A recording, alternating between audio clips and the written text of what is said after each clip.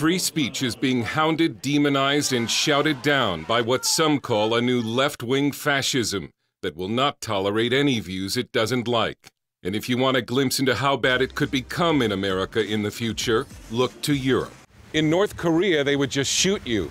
But in Europe, they brand you a racist. And then you're effectively shunned and blocked from the media.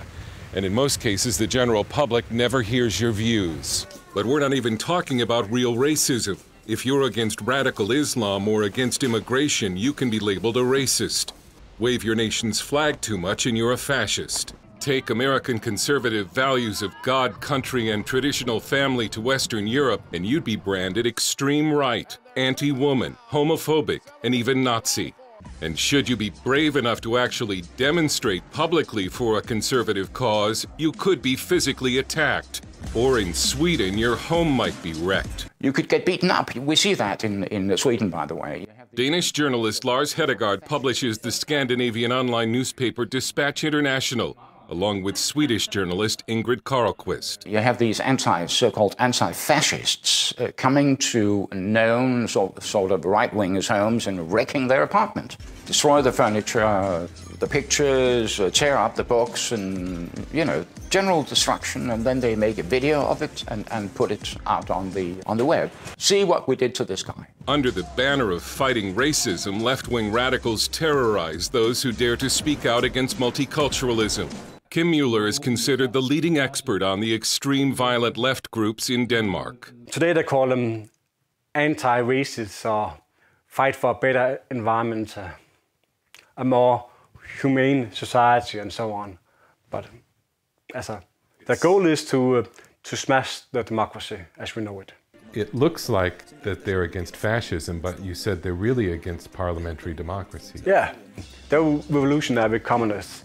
When you talk about revolution in Denmark, people will say crazy. But when we talk about it, when you say you fight racism, suddenly everybody is opposed to racism. Throughout Western Europe, those who hold to American-style conservative values are the outsiders. Freedom of speech, which is supposed to mean the right to say things the majority doesn't like, is gone in most of Europe, including Britain, according to George Igler of the Discourse Institute in London.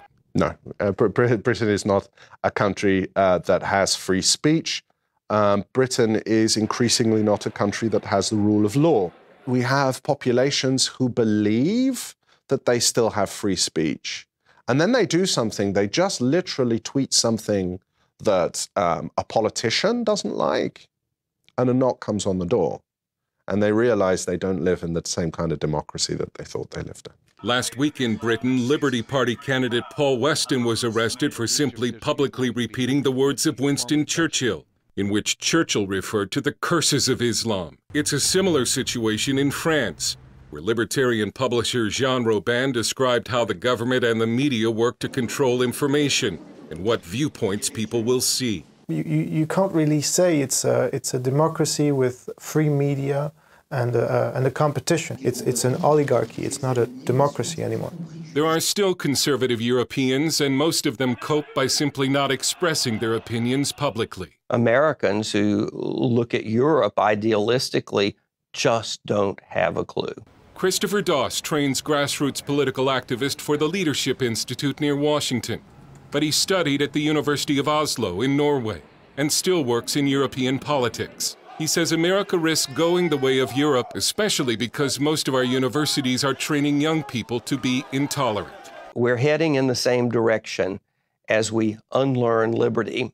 As students go through 4 years or more of university college indoctrination, they become inculcated with the notion that all speech shouldn't be allowed. And if this new fascism is not turned back, life for conservatives in America could become more of a challenge, as it already is for many conservatives in Europe.